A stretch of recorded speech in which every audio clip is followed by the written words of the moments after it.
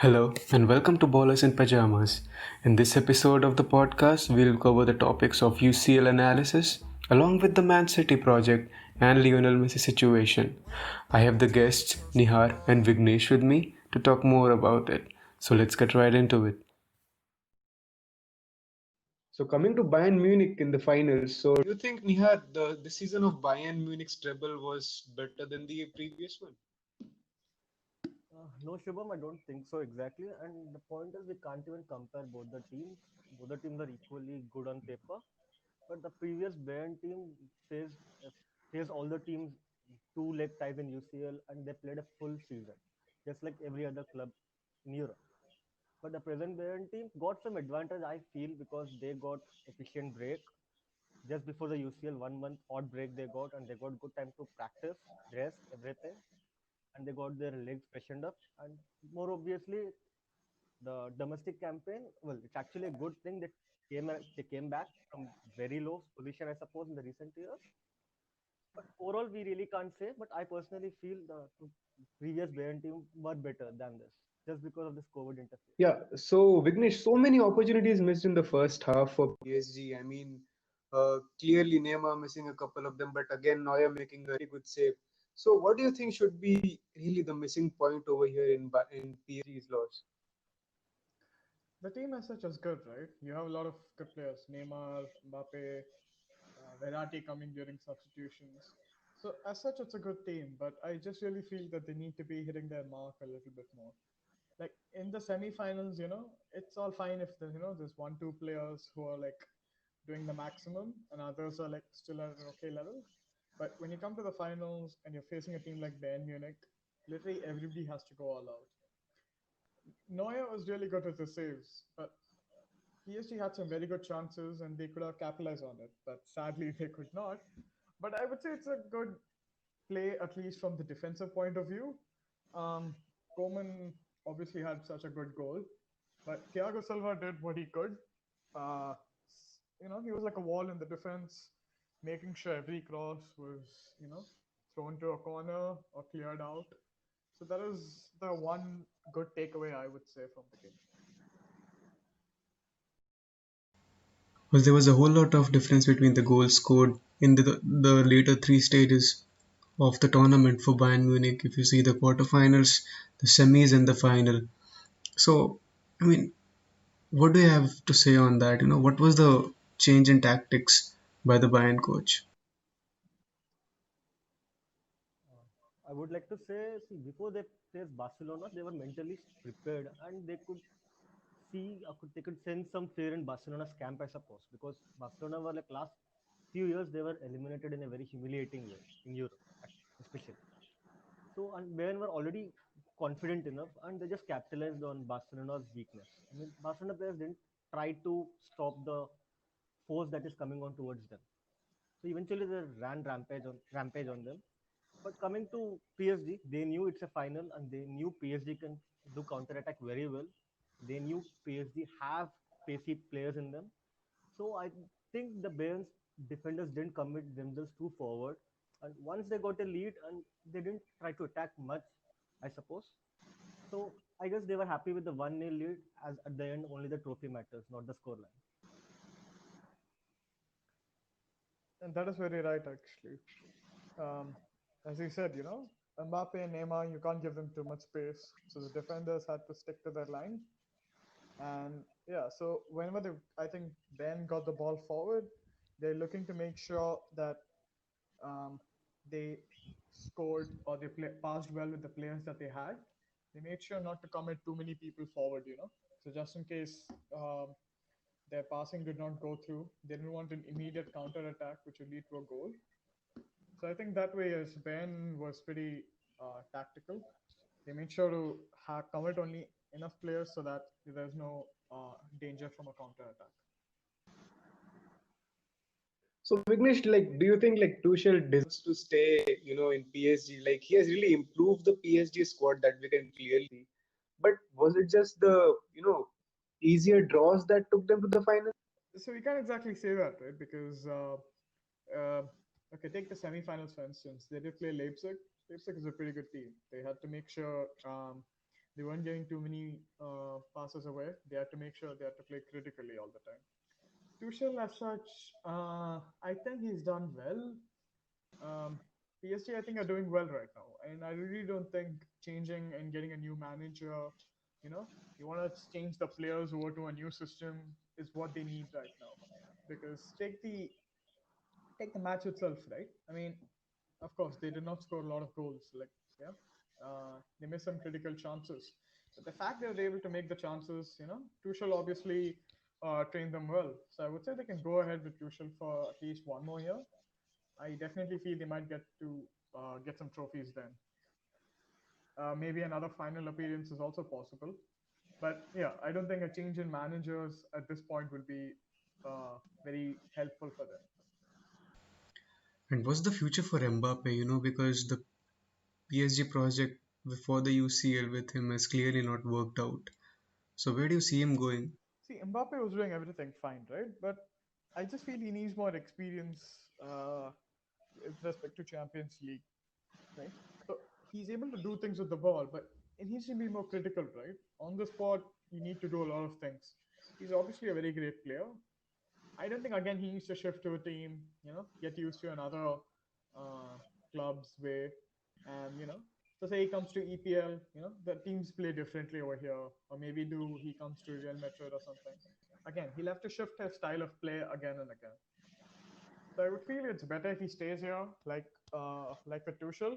He can get more experience right now, and then when he hits a critical point, when he's peaking at the time, I think at that point if he shifts to maybe Real Madrid, who are being rumored to get him, maybe that would be great then. But at this point, it's better he stays. That's nice, man. Yeah, Mbappe, there are so many clubs hunting for him, like Madrid and even Man U might appear from some place. But I really don't know like if he's going to stay in PSG because he has stayed for so many years now, like 2 or 3 seasons. And they were winning the League One before, and they are winning the League One. And I think for him in his career, I think he should move to a different team. So apart from that, Yeah, this yeah. yeah, I really support whatever Vignesh said. I think he can stay there for 2 more years, and if and only Thomas stays there, I think the PSG should have some long-term project. Once if he wins Champions League, I think he'll move abroad. Most probably Real Madrid, obviously, because they were scouting him, and they were always after him. Right? So yes, yeah, as one more thing you have to consider is his age. He's very young. So even at 25, if he shift to other club, he will still have a long career ahead of. Yes, exactly. And coming to the players, you really have to feel for Lewandowski for missing out on Ballon d'Or. I mean, this was really his year to win it. Yeah, I root for him. I really want to do something. I even signed a petition to announce the Ballon d'Or this year. So there is no other clear-cut winner for this year. There is no other winner. He topped all the charts. He's even the top assist provider in UCL. He's second in Golden Boot, but he would have been first if German league had 20 teams playing in that, but they have only 18, so he missed out on 4 matches compared to the other players from Europe. So I really guess he is the worthy winner. There is no debate about that. Yes, exactly. Like this was really his season because he has done so many wonders for like Bayern Munich squad over the years. This was his year. I really don't know why it got cancelled out. Just because maybe it is presented by the French Football Association. Yeah, Really, really sad to see a player missing out on such a thing. So coming back to the players like Vignesh, I mean Thiago Silva leaving PSG, like who do you think is the like replacement for him? Do you think is there any player for them who can replace it right now in the squad? Right now, okay. So let's look at Thiago Silva, right? He came in 2012-13 season. That's like 8 years. I definitely feel he might be one of the oldest members in the club until he left right now. So I think needing somebody like that would be losing somebody like that is not easy, right? We saw him in the finals. He was literally like a real wall back there. making the difference. Uh, at this point, I'm not sure if somebody in the current PSG squad can replace him. Verratti, obviously, I see him as somebody who can. I'm not sure if he can lead the team, but he definitely has a lot of zeal, I would say. I definitely saw him pushing the team as soon as he came on as a substitute. But right now, PSG, I would say, they just need a good defender. Uh, I'm not sure if they can get one as good as Silva was, but yeah, right now I think if they get anyone good enough to handle the back, it would be great. Yes, correct now. But come to managers, like uh, if you see Hansi Flick when he joined Bayern Munich in January, I guess they were at the seventh place in Bundesliga. So, what do you think has been the role for him? Like, how big a role has he played in turnover? I mean, you should give entire credit to him. He literally revived Muller's career. I mean, Muller was like nowhere in the previous manager's plans, right? Soon after he came in, Muller was like given the utmost priority, and he proved it. He gave 20 assists, 20 plus assists in the last season. That is astonishing, considering that guy doesn't have any positional, how to say, positional play. I mean, no manager can fix his position where he can be best suited for. And you have to give it to him because mid season managerial changes always doesn't guarantee you success. You can take Kike Setien and many other examples, right? This guy guided them to level. I mean, that is astonishing. How often it doesn't happen? Very rare, in my opinion. Yeah, definitely what Neha said, and like mid season, you get a new manager. Um, Players obviously have to shift to a different style of play, right? I mean, after losing 5-1 to Frankfurt, and the players' hopes are down at this point. I think when they got Flick, I think he did pretty good at that time. I mean, look how well they did. They were seventh in the league. They went on to win the Bundesliga, and they went on to claim the domestic cup, and then and then the Champions League final. So I think he did pretty well. He'll definitely be somebody who will go down in the books as one of the best mid-season managers. So I think that's pretty good. I think he might join the list along with Chelsea's manager who got them the Champions League in 2012. I think he also came on in similar situations. The previous manager was fired, and they got him a mid-season. They said, "Okay, you stay till end of the season," and I think he did pretty good by getting them a Champions League win. Yeah, sad thing was he was sacked in that September, I Oh suppose. I yes, mean, that October is or November. that was pretty. It was so sad to see. He came and they're like, "Yeah, bye." He got But them still, the he goes match. down as a legend. We can't argue that. Yeah, definitely. Speaking of like the managers who were fired really quick, Julian Lopetegui, what a season has he had with Sevilla right now? If you see, I mean, he was in tears after that match. He it meant so much for him. Missing out on Spain national team, then joining Real Madrid, and then getting fired in December after the Clasico. I mean, his career was almost like over for him, but he again joined Sevilla and got them the Europa League. I mean, that was crazy. Well, these are the moments why you watch football. Also, I mean, he did pretty good. You can see how Sevilla played in semifinals and finals. They came back from deficit, right? They conceded a bit early, but still they came back from that. I think he instilled some spirit into the players. He showed them the confidence. I think he did pretty good. I mean, considering that if he fails at Sevilla, his career is obviously over. And he break he breaking down is like very good to see. I mean, not in a wrong way, but still very heartwarming thing.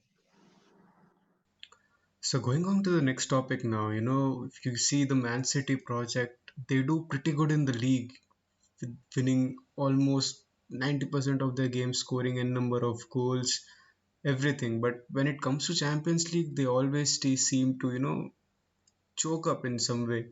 They can't go past round of 16 or sometimes quarterfinals. Well, I wouldn't say choke up, but they were a bit unlucky, I suppose.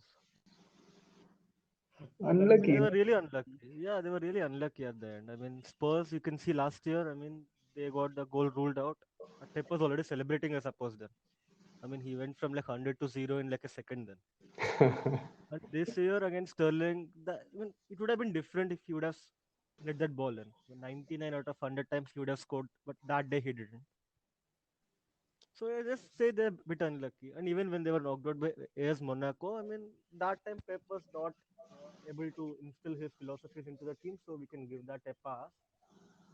And the subsequent year, they faced Liverpool in Champions League, and Liverpool were like, I think, starting to fire then, and they were literally too good for anyone to handle.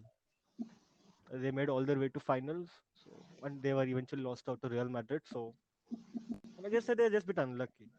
Not, I won't say that they are choke up. Barcelona choke up, but Man City didn't, I suppose. Yeah, I'll definitely follow up with what Nihar said. Let's look at the players itself, right?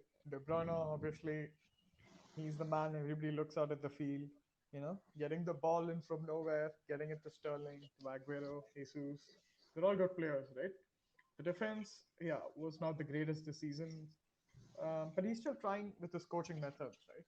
But yeah, I would say they're getting unlucky. Maybe just they're doing everything right, and in this one moment, one player makes a mistake, and then the opponents are like just seizing that moment and not letting go. You could see that in the Lyon match, right? They were definitely the favorites going into that match, and I pretty much watched that entire match knowing that Manchester City would win. But they were like small mistakes they made, and then Lyon just capitalized it, right? They ran all the way into Man City's half, into the penalty box, and at that point, the goalkeeper can't do anything, right?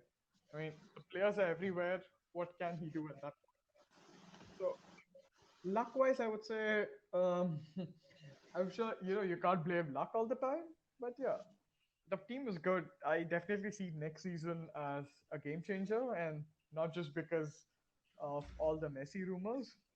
I think right now, I think they're putting their foot into the ground and they're sticking to it. They're gonna now start pushing the other side, and I think Champions League the next season would be pretty interesting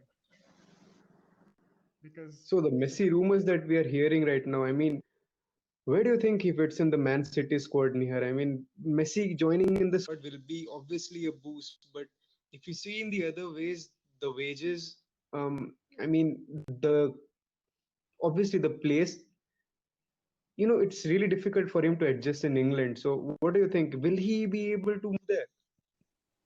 I guess, outside of Barcelona, I think if any place he can adjust, it's only at Man City. Because you could see Pep. I mean, he and Pep have some bonding. I mean, no player coach have. I mean, Messi literally connects to Pep's philosophies. And moreover, Messi has his best friend over there at Man City, Aguero. So if not Man City, I don't think so. He could settle at any other club. And moreover, Messi is already used to what Pep's team used to play, right? So he was at Barcelona for 4 years, Pep. So I don't think so it will be that problematic. But the problematic thing might be his language and his new teammates, the synergy between them. So that might be a bit problem. But let's see how it works, even if he goes to Man City. And the yeah, And no coming doubt. to the point of your positional play, Mhm. Messi mostly might play as a right winger or false nine, as he played under Pep. So I don't think so. Pep would do much adventurous things with Messi, at least in the first season. So now moving on to the defensive side of the Man City's play, you can never leave that thing apart when you talk about Man City. Fernandinho, for case, played in the position of centre back in the quarterfinals. So what do you think? Like, just bringing Messi alone won't solve their problems defensively. Uh, they are getting some defenders right now. Nathan Ake obviously is coming in. They're trying to fill in the holes in the defense, right? But then it'll take more than that, Like because see, Man City's defense was good, but just like some common mistakes they used to make, and that used to lead to a goal. And you can't blame, the whole team for that. I mean, if you look at Manchester United before, that used to happen all the time. So Messi coming in would be different. But if he does come in, I mean, the one thing I'm just hoping to see is the combination with De Bruyne. Those two sitting all the way in the midfield, getting the balls across, Sterling would be like, yeah, I'm gonna hit the get the golden boot for this season. It'll be good to see them combining, all the skill moves and all. It'll be good to see. I mean, just a thought, if you see KDB combining with Messi, I mean, KDB will be definitely playing the creator's role over there. And if he creates for Messi, the numbers will be skyrocketed for the goals that he scores in a season.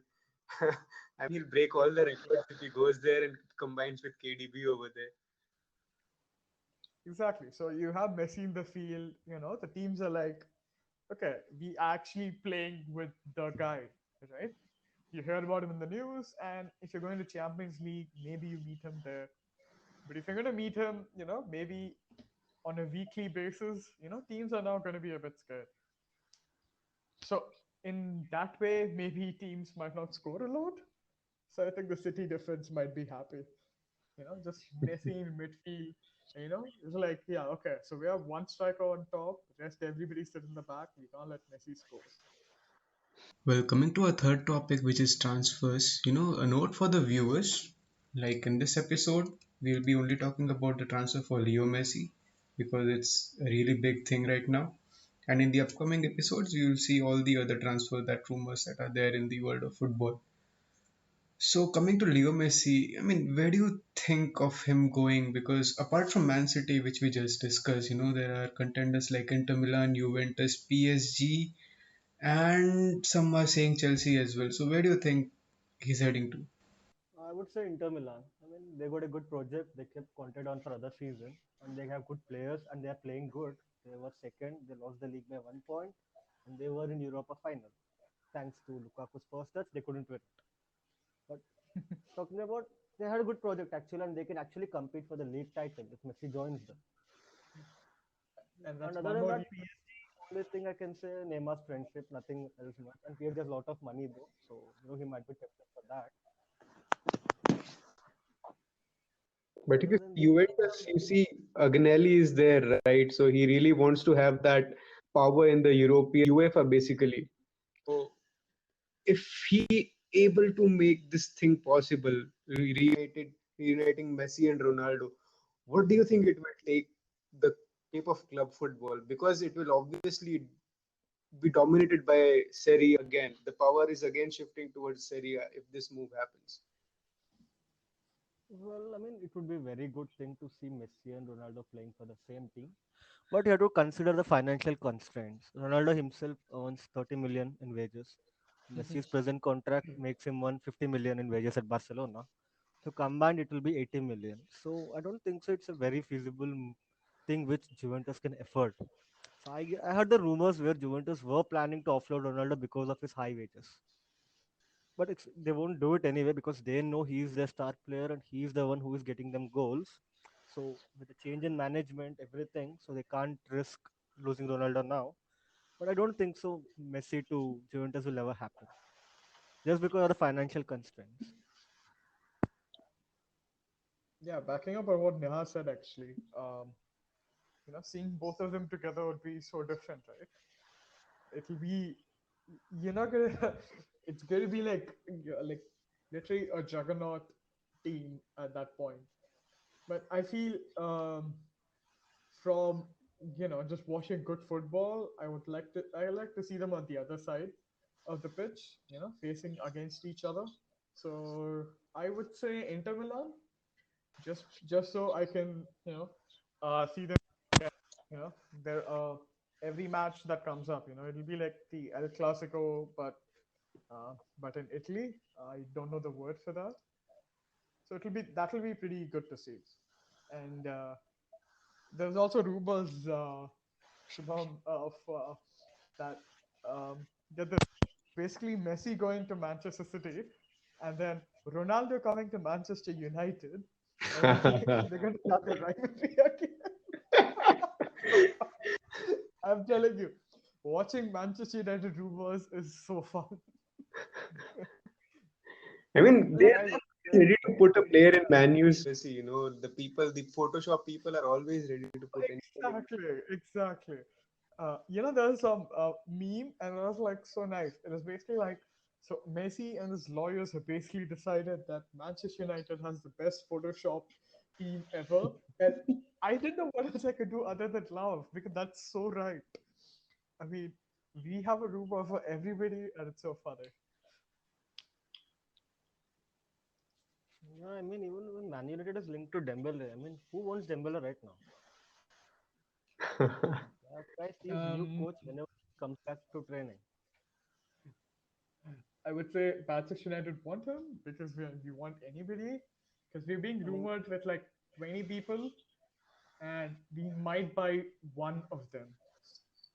So sadly, yeah, which I don't know how good are these rumors, because half the time it just yeah. Right now, I don't believe in Manchester United rumors because I used to.